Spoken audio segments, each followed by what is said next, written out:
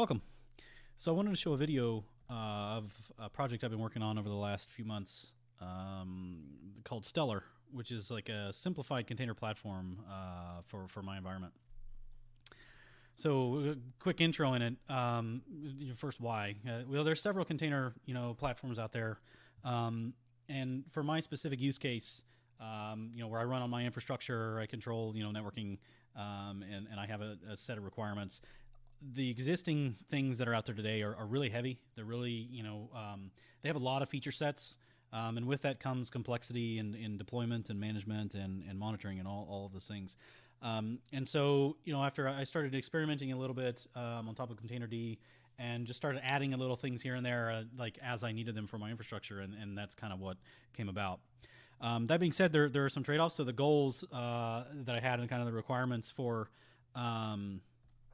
Stellar were I wanted it to be to tolerate failures, mainly to handle like transient workloads or where things come and go, like batch rendering,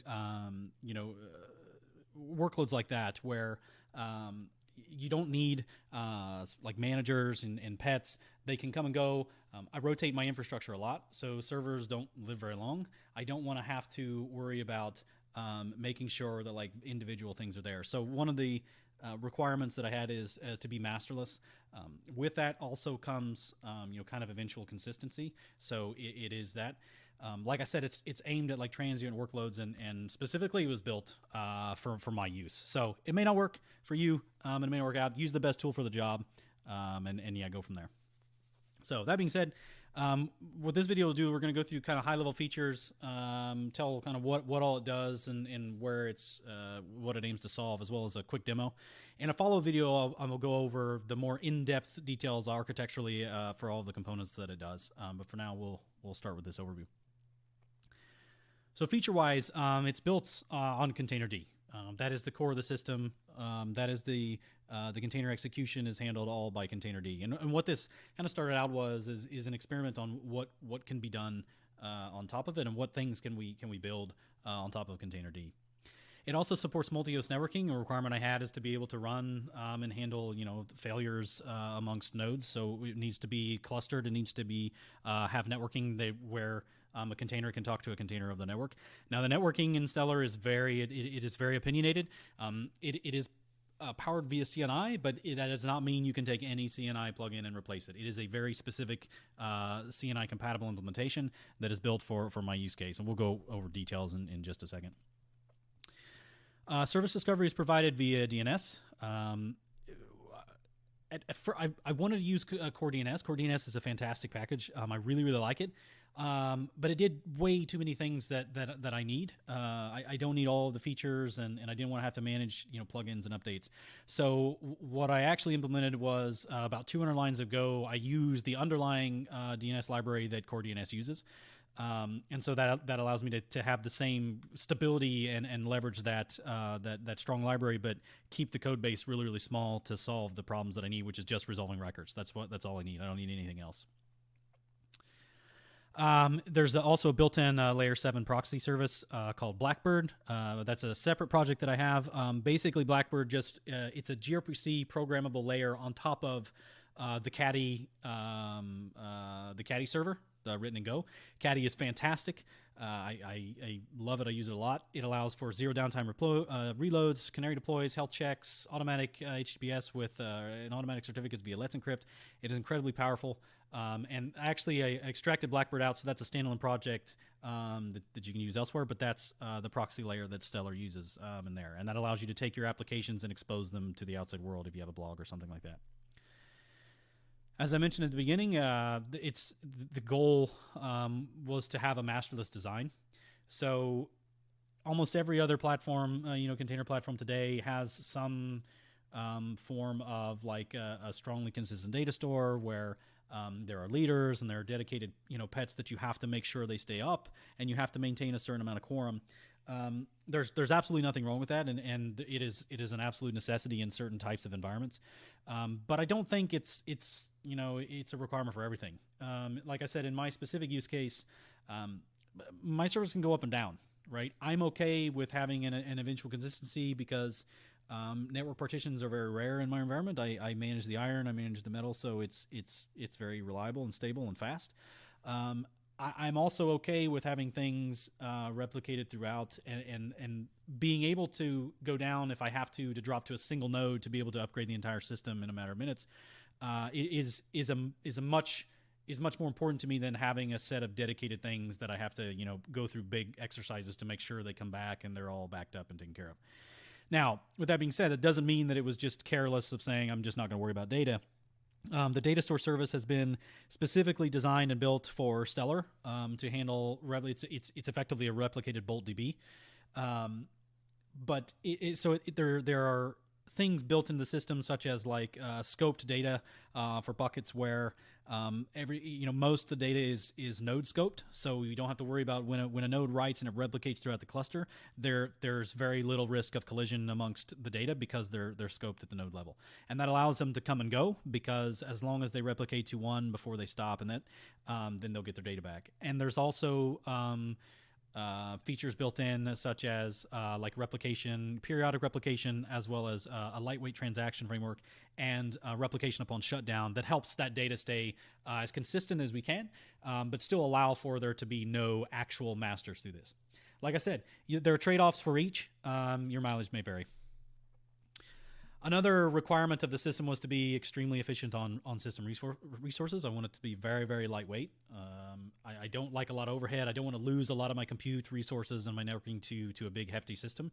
So the entire system is built on gRPC, so it's very, very efficient over the wire. It's very, very lightweight on system resources. The average, when you run the actual Stellar Daemon, it averages about 20 megabytes of RAM of usage, give or take. It's very, very, very, very efficient. And then the last thing is I wanted it to be simple to deploy. I don't want to worry about huge, run books to like deploy this thing out and worry about, the intermediary there. There are two static binaries that you need. One is the daemon and the other is the CNI plugin on the host. That's it. And from there you can take off. This project isn't open source yet. I'm going to open source it later today. But in there, there's also build instructions if you want to build. If you're brave enough to have a Go environment with Proto, or if you want, you can build it with Docker.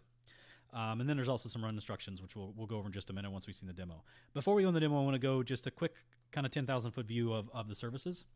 Again, these are all gRPC. So if you look at the API of the service descriptions, each one of these has the protos with it along with the services. So if you really want to, you can replace any component of the system if you want. So if you wanted to use a different data store, you could absolutely do that. It makes it really nice to work with. So quick high level, as I said, I'll go into a more deeper in-depth video later about the architecturally on the services, but a quick high level, I want to give it so you can have an overview before we do the demo. There are some supplemental kind of services that are just helpers in the cluster. So one is the version service. This tells what version of Stellar you're running as well as containerd. And then there's the health service, which tells health information about the system. So things like host names, kernel versions, CPU memory, things like that. The kind of core execution service is the node. The node service is what interacts with containerd, the containerd API, and that is what actually runs containers. So that's the meat and the bulk of Stellar is in that node service. Then we have the network service. This is what provides all of the multi-host networking within Stellar. You don't have to use this. You could actually use your own if you wanted to implement it, or you could just not use networking at all. But this service is again high level, provides just the multi-host networking through static routing. You can read this and kind of I go into detail why, and in a later video I'll go into architecturally of why I chose the static routing. But that's the networking service. There's also the name server service. This provides service discovery and like DNS capabilities in the cluster. The one differentiating factor here is it's not just the ability to kind of have it available, but also to inspect it. A lot of the platforms today, kind of it's black box with service discovery. It's hard to dive in, figure out exactly what is there and where it's at, as well as Stellar actually allows you to add your own records. So if you want to bridge to an external service, right, not everything can run in containers. I try as much as we can, but not everything does. So this allows you to add custom name server records to this, so your container services can access externals. If we keep going here, the data store service, again, this is a cluster only or a Stellar specific data store. It's effectively a replicated Bolt DB with, like I said, a lightweight transaction model on top of it. I do not recommend taking this out and trying to say, oh, great, I want to use this. It is, as I said, specifically built and tailored for Stellar's use. So by default, I try to keep as many things out of the data store as I can to avoid those failures. So things like applications, which we'll talk about in just a second, but application definitions where you're creating those and where you're creating containers from them, those actually are not even stored in the data store. Those are actually stored as container extensions on the container objects themselves. So that's in containerd, which again allows more fault tolerance to where you can have something go down and you just lose that view of that node, but then when it comes back, everything's there. You don't have to worry about managing that distributed state. There's the cluster service, which gives you the capabilities to do cluster actions. So this aggregates over the node service, so it leverages the node service via gRPC that kind of aggregates together. So you can see things like cluster operations. You can see the whole visibility of a cluster instead of just the node, as well as like containers. And this is what enables you to deploy applications.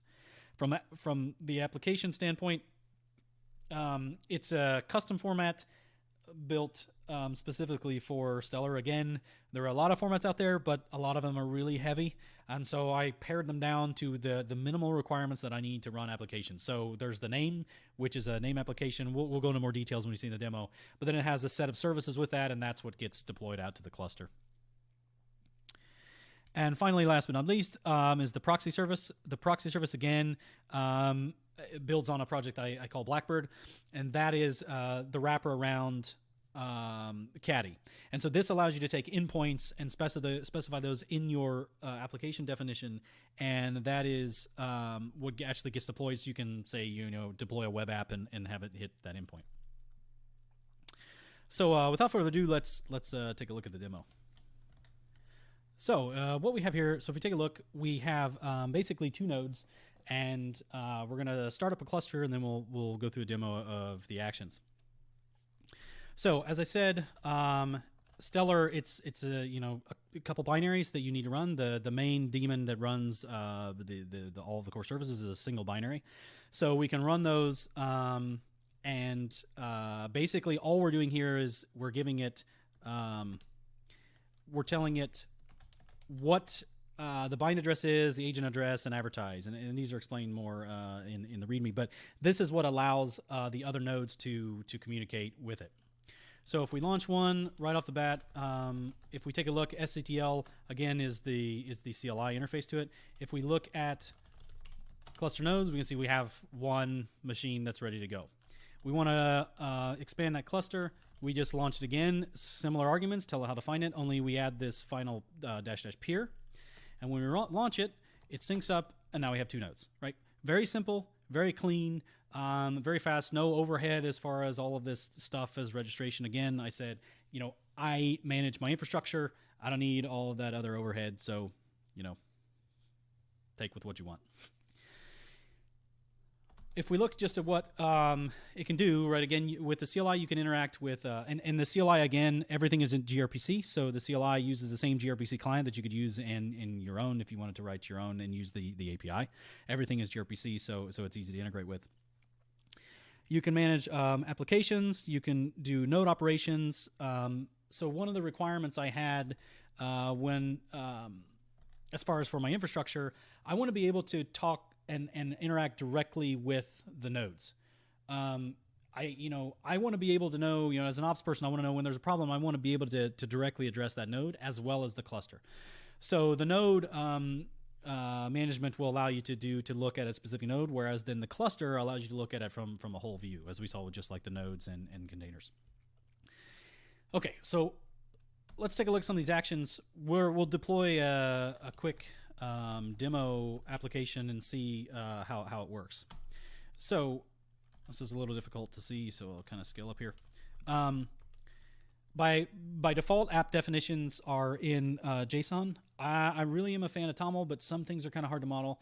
I chose to go JSON because it's easy to integrate with and third party, and it's decent to act with. I'm not a huge fan of YAML, so I didn't want to go that way. But I do have plans to add like different capabilities for different kind of different parsers. But by default, it's JSON. So as we saw, kind of in the overview, we specify a name for the application and then a list of services. Now the name of the application and the name of the service actually works with the name server service to provide service discovery. So by convention, it will be named application name dot service dot a top level that allows you to do resolution and service discovery inside of the cluster. If we take a look at the other options, we have, they're pretty standard for containers. We have an image, which is just a container image. We can specify the runtime, which we want to change for container D, as well as like the snapshot and process args. I don't specify any args here because I'm just using the image default, but you can specify args and environment variables, much like it's common use in containers today. Next is where it gets interesting. So network it's a simple Boolean. As I said, I'm very opinionated, so you either turn it on or you don't. And if you don't, then it's just a standalone container. If you do, then what it does is Stellar will go through and handle allocating IPs and setting up the routes and assigning those with a virtual Ethernet pair inside of the container, as well as configuring the name server service to be able to find it. What is not shown here is there's also the ability to use mounts. So if you wanted to use like, I use it also in a render farm. If you wanted to do that, you could disable networking altogether and put a mount in there, and then you could just do rendering and just push them out to that mount, and you don't need any networking at all. So that's how the networking works in Stellar. As far as the endpoints is what actually enables it to work to expose the service to the proxy service. And the proxy service uses this to identify it. So you specify a service. This is effectively metadata, which just tells what you want to call it in case you have multiple. The protocol here, and we're exposing HTTP. The host, which is just a host name that you can resolve. Port, which is the container port, and then TLS for this. Now, Caddy, as I said, is amazing. I can't recommend it enough. It does auto SSL via Let's Encrypt. However, just as the same with any other implementation of Let's Encrypt and the auto configuration, this needs to be routable by publicly. That or you need a DNS challenge. So you can't just clone this on your laptop and turn this to true and enable it to work. It will absolutely will not, and you will have errors. So if you're going to do this, you need this deployed to where it can be reached by the Let's Encrypt endpoint to do the HTTP challenge, or if you configure DNS to do it that way. Okay, so that's it. Let's take a look at actually just deploying this. So if we do apps create, we're just going to specify the app definition. And when we launch this, it should launch, it should create the containers. And if we do a list, we now have an application, right? So it's running. We can then do an inspect and check it out. And this should match up with what our app definition is. This is the app definition as it's seen from the cluster itself, from Stellar.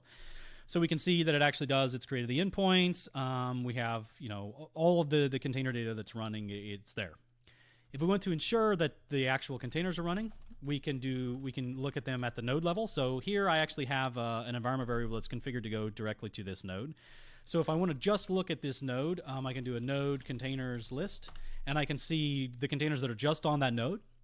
But if I want to see it from the whole view, I can look at cluster containers list, and I see all containers that have been deployed across the whole cluster. And this adds, again, it aggregates it and adds a little metadata around it so you actually can tell where it is running in the cluster. So this is great. Since we had networking enabled, what also happened in this is the name server. Name server was updated. So if we look at the name server operations, as I said, you can list them so we can inspect what actually happens, as well as creating new ones or delete them. So we're not going to go too deep into this for this demo, just for the sake of time. But if we want to look at just what was created, we can do a list. And we can see that just by enabling networking, we have name server records for both services. So we can see there was an A record created, which is the IP that was assigned. We can see there's a TXT record, which basically just has some metadata telling where it's at and the updated time. We can also see an SRV record that will actually give this, and you can actually the proxy service uses this to determine what backend should be exposed. So again, Stellar is meant to be, it's meant to be flexible. If you wanted to, you could completely disable the proxy endpoints, and you could just use the name server service discovery in something like an F5 or the ELB. Or like an integration to configure an ELB without ever even using the proxy service altogether. So it's meant to be a name server. The name server service is meant to be able to find the resources in your cluster, your application-wise, very, very efficiently and flexible. As I said, you could also add a record here that is just anything to where now all of the containers could replicate this out. And one thing I didn't mention, but is kind of the architecture behind Stellar is every node is identical. So every Stellar daemon is identical. There's no concept of a master or a manager. Well, I'll go into more in the details of this in the later videos, but basically everything runs a resolver, everything runs a proxy, everything runs the application and the cluster service. They're all identical, which makes it incredibly flexible to deploy. I can have, I can scale up my infrastructure very, very quickly. Everything is the same. This also makes it incredibly efficient at the application level, because instead of having to go and look up from a master of like, what is the name server record for X, it's all one hop. Everything is local on the node. So the local resolver will respond. So your application can, have it happen in single, usually 1 to 2 milliseconds or less to resolve a record instead of having to traverse the network. So again, that's by design. It's made to be fault tolerant. That also helps there. So if you have 3 nodes go down out of 4, all of the applications on that 4th node can still operate because it has all of the components in the daemon. So lastly, we'll look at, since we added an endpoint, we'll look at the proxy service. Again, the proxy service is very lightweight. There's 2 actions. You can either force a reload or you can trigger. The reloads typically happen automatically, but if you want to trigger one, you can for debugging. But mainly it's listing. So if we list these out, again, in most of the container platforms, this again is kind of like a black box. So things just work. You have a controller running somewhere or some software that runs and configures load balancing software somehow. But it's very hard to get visibility into what is actually exposed. So I wanted to be able to not only tell what hosts are exposed, what endpoints are actually available, but also the upstreams. And I want to know whether or not how they're performing, whether or not there's a delay or they're down, right? I want to know the health. And that's what I want to know from a quick visibility. So that's what we have here in the proxy service. So we can see what upstreams are available, what the response times are, and whether or not they're up. Now, again, since every node has all the components running, you can do this lookup from any node, and you'll get the same view back. So, very quickly, if we then to test it out, if we do a curl, we're going to actually curl the request for the demo app. And if we do a couple requests here, we can actually see that it is deployed, it is responding, and it actually is load balancing between these 2. There are some other features that you can do in the proxy service, like you can change the balancing policy, you can change like presets on what to expose to headers. So I recommend checking out the Blackbird project if you want, or participating. We'd love to have help with that. And again, so this is pretty much the entire of the system. If you have questions or comments, please, I would love to hear it. Again, it's specifically built for my needs and my requirements. It may not match what you need, but again, it's fun to experiment and on top of Containerd and see what all we can build. So with that, thank you for watching, and feel free to make comments on the repo. Thanks.